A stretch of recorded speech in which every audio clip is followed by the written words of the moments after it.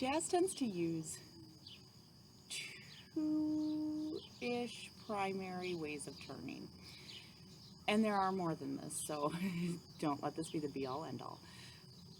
But you can turn from first or from fourth.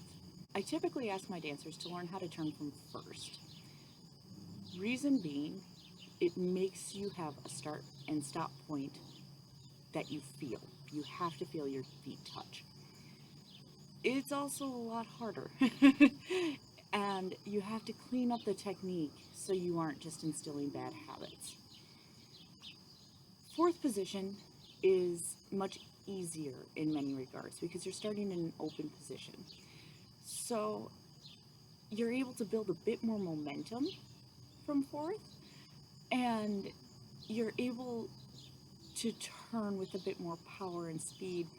And oftentimes you'll find that those turns are performed on dancin, so they turn inside or inward.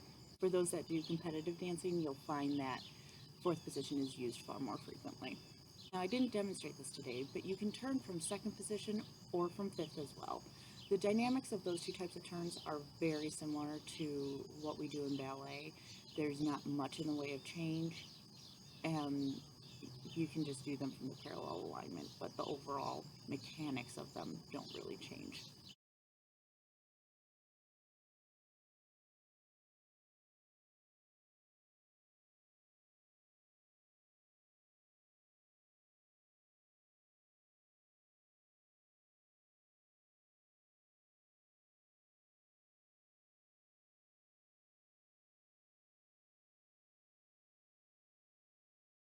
I will see you tomorrow as we talk about contract and release.